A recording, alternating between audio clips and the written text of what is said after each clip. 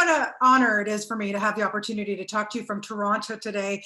You are so phenomenal in this. And I'm watching your wonderful performance and I'm thinking that you are thinking, either I'm all in, excuse me, or I'm not doing this at all. I love you for saying that. That is 100. I could not put it into better words. That is 100% accurate.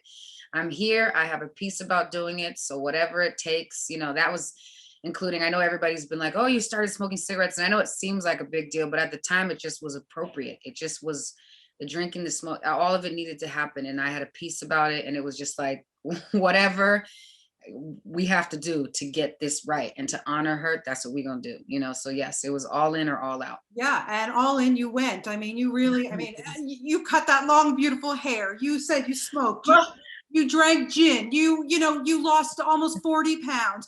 My God, what scared you the most about embodying this amazing woman?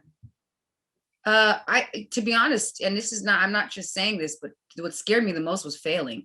And as probably most Capricorns agree, that usually is what scares us the most.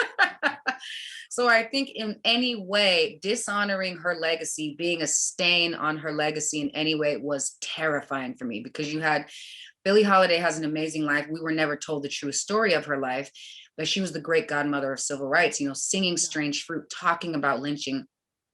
So there's the strength of this Black woman doing this on her own, standing up for us.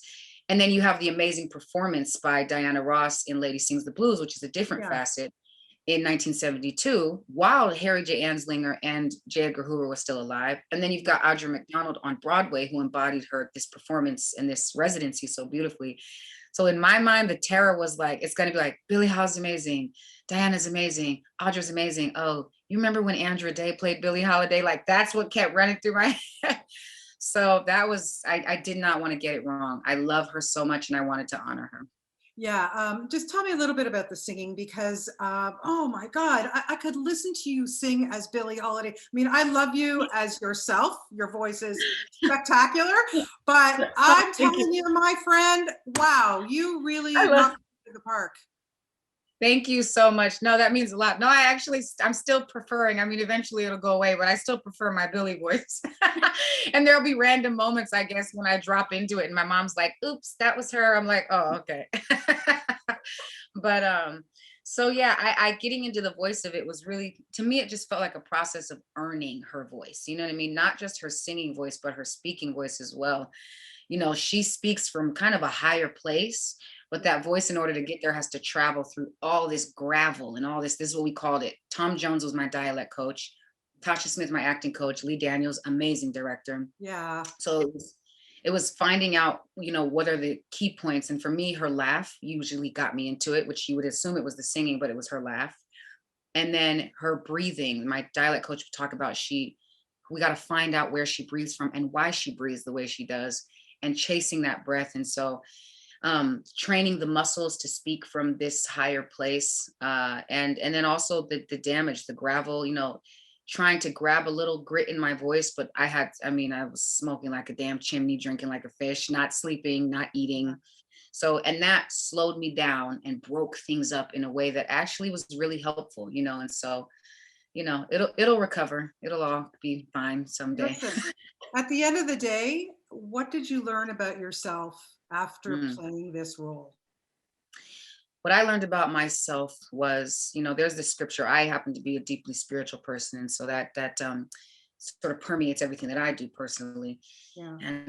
And one of the things was just, there's a scripture, and you've heard it before, I'm sure. It's a very cliche, but talking about I can do all things through Christ who strengthens me. And I don't think we think about that all. I don't think about that all on a regular basis.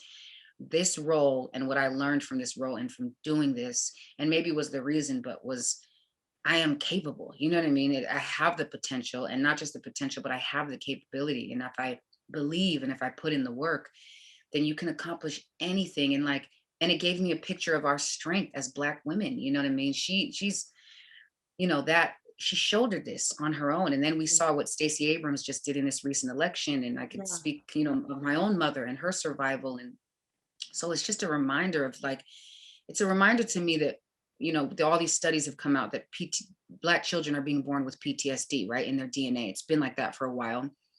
But it reminds me that triumph, we're also being born with triumph in our DNA from our ancestors. And that's what she gave me. And what it reminded me of is that it's not trauma, it's triumph that's in my DNA, resilience. And so, yeah. Oh, you're spectacular. Honestly, Oh, I thank you. cannot wait to Thank the you. day I can meet you in person. But Yeah, that I just would get love that to do this. get that virtual gown ready because you are going to be Yeah. nominated for an Oscar. Absolutely, Oh, thank 100%. you You so much. are a treasure. Thank you for everything, and just take care of yourself, okay? Yes, I'm working on that part now. Yeah. Okay. All Thank right. you so Take much. care. Bye bye. Thank Thank you for you, your Brian. day. Thank you. Bye bye.